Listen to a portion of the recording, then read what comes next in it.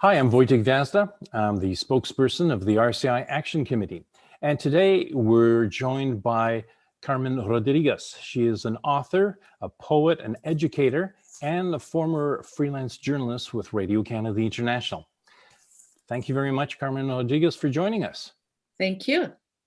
Now, I want to start off by asking you, I understand that a month ago you wrote to the Prime Minister, the Deputy Prime Minister, the Foreign Affairs Minister, and the Canadian Heritage Minister about your concerns about the new policy that's being imposed on Radio Canada International.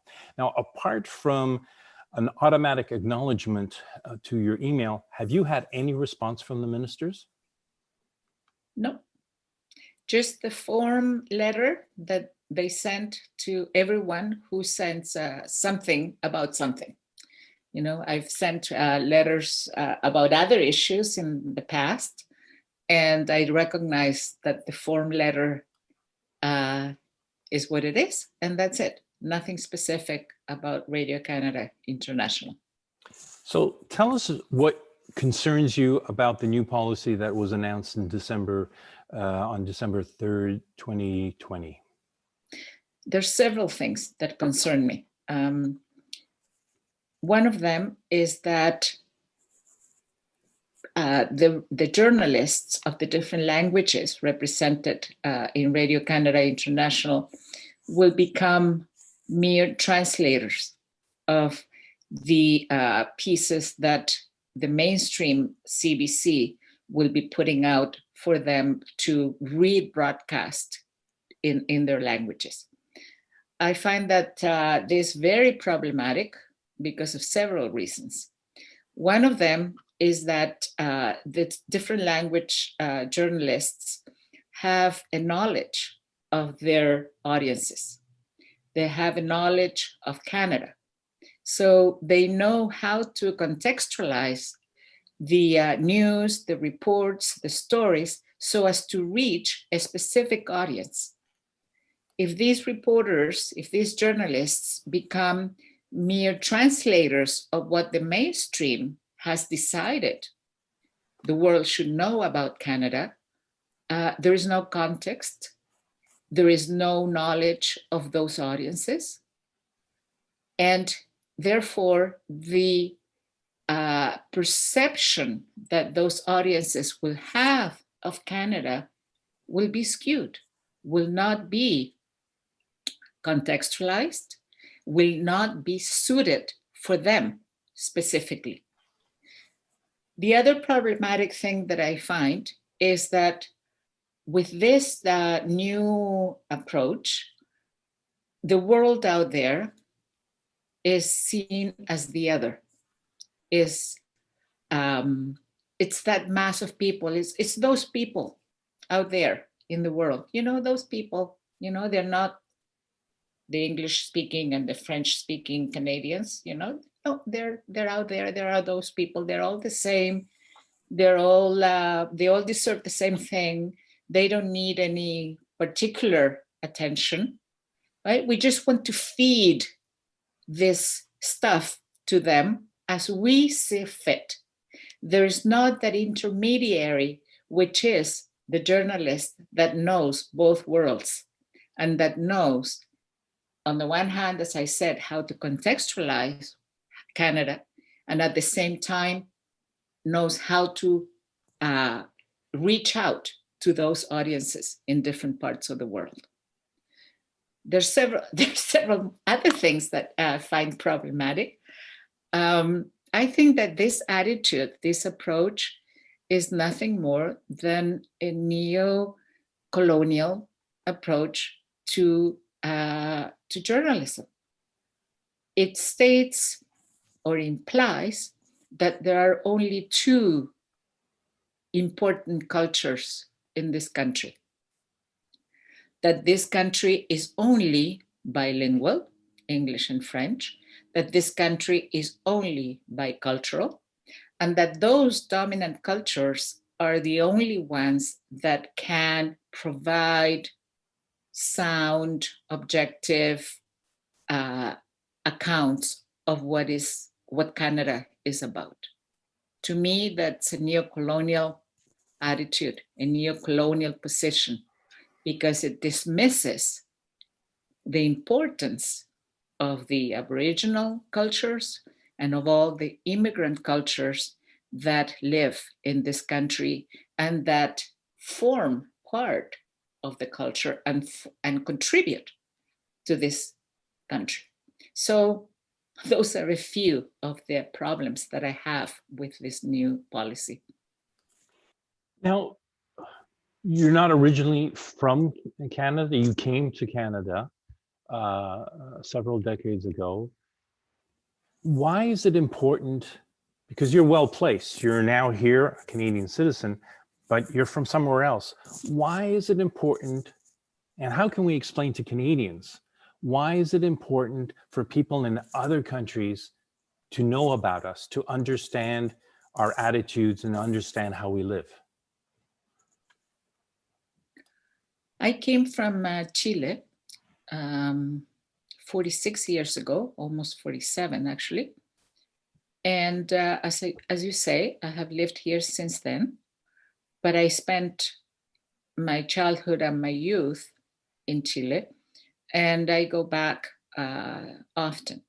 So I have a fairly good understanding of Chile, of Canada.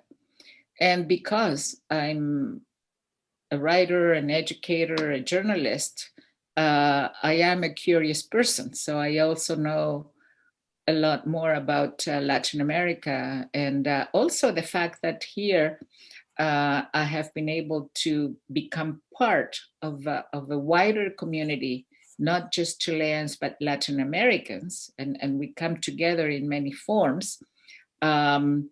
I think that gives me a particular privileged position to be this intermediary between what is Canada and what is out there in the world.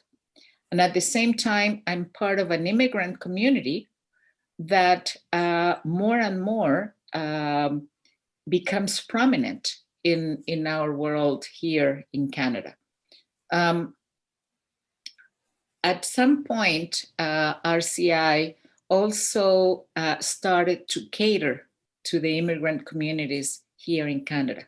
It became apparent that, yes, we were the voice of Canada in the world or towards the world, but also we had many listeners who live right here in Canada. And that was also part of our audience. So we had to take that into account. With this new policy, mainstream journalists, what do they know about our immigrant communities? Very little, or their knowledge is most likely very superficial.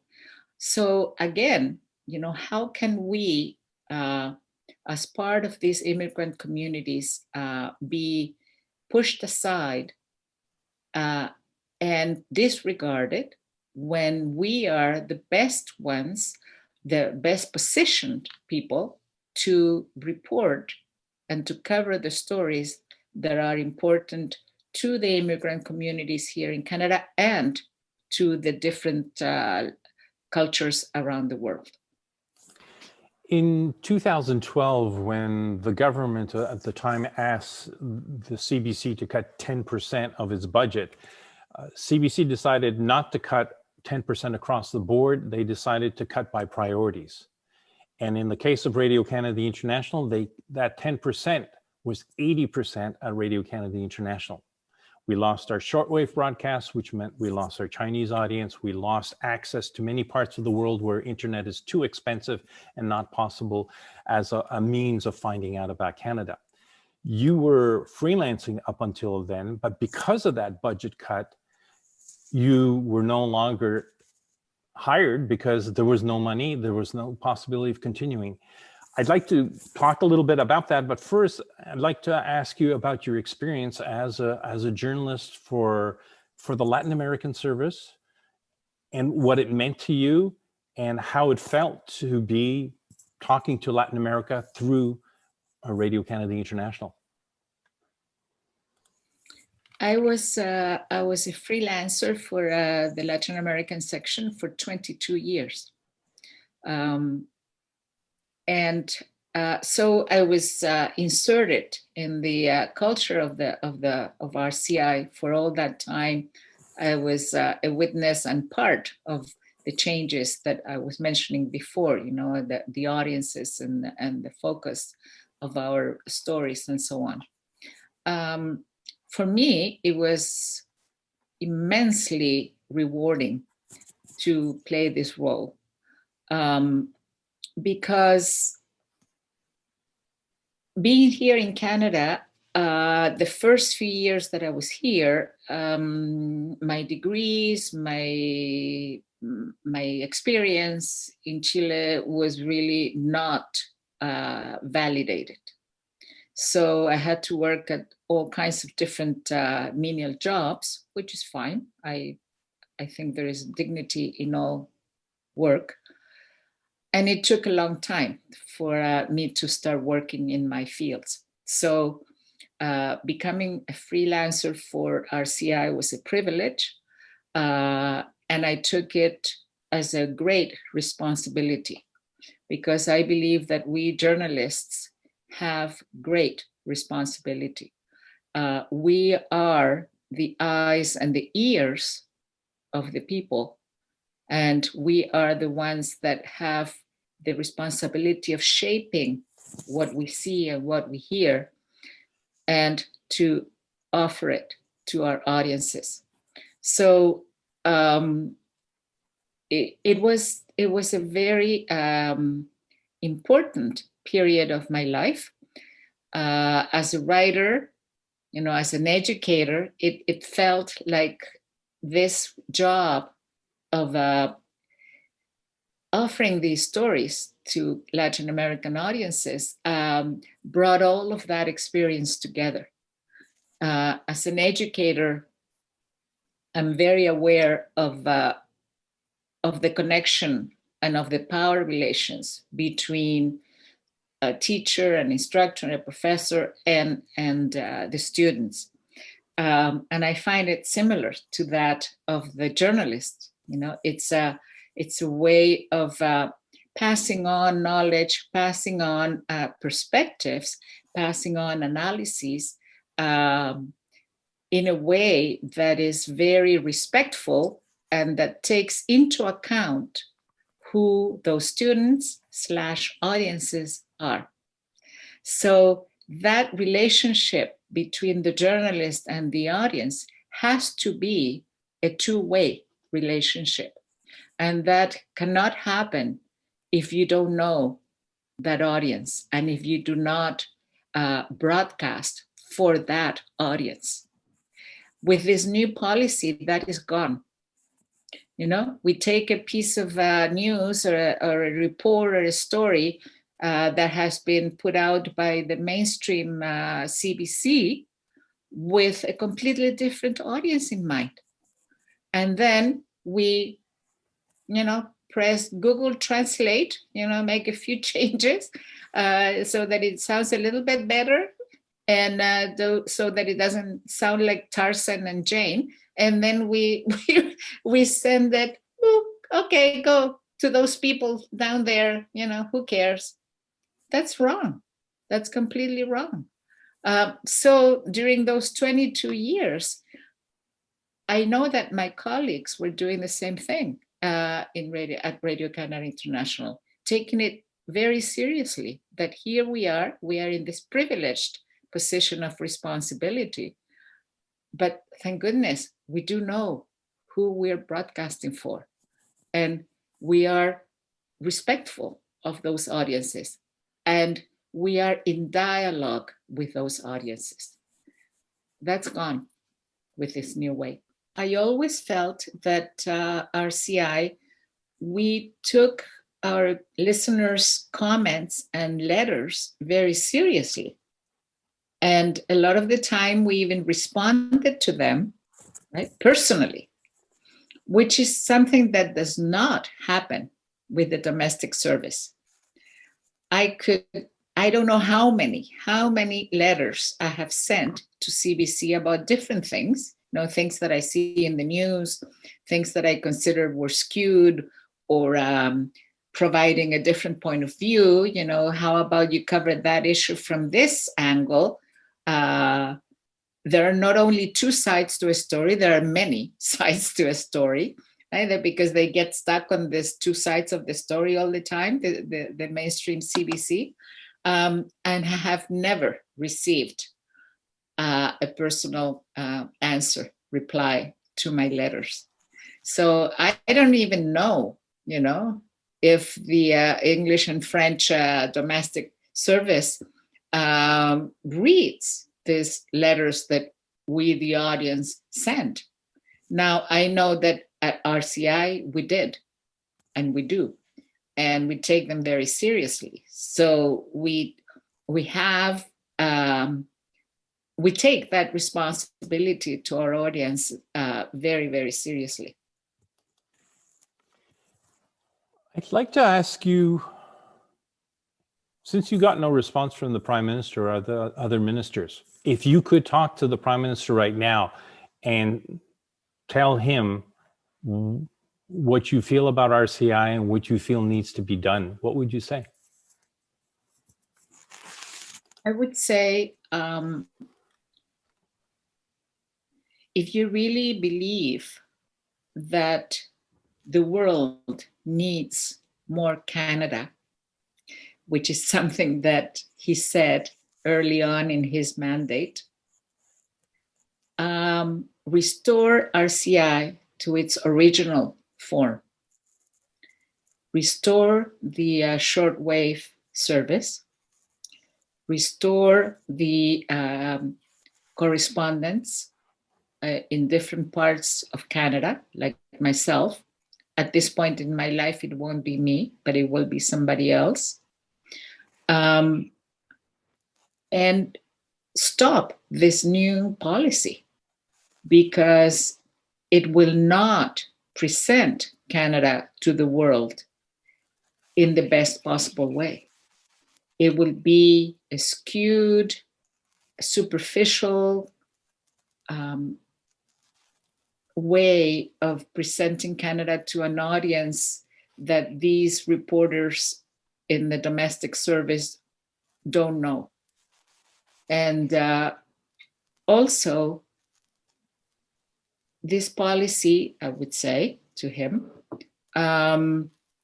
is disrespectful to those audiences, is disrespectful to the immigrant communities here in Canada.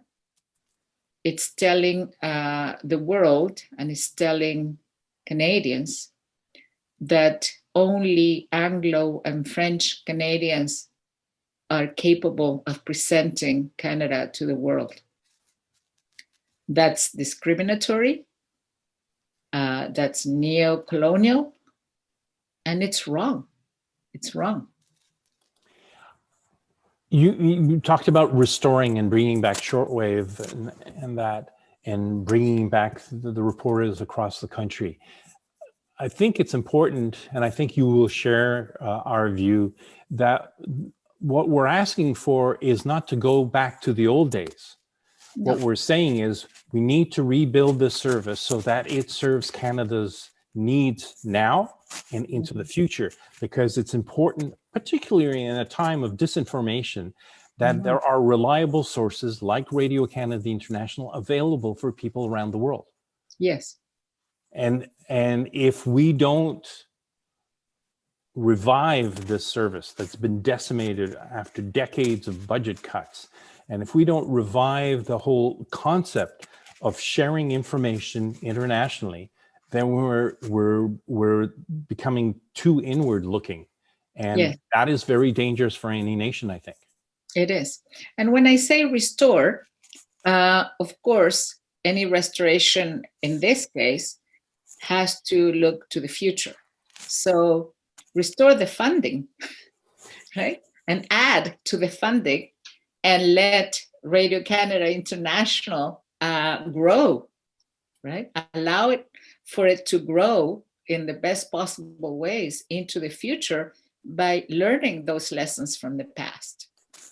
And I think, if people are wondering, yes, but is there money? Right now, Radio Canada International costs about $2 million.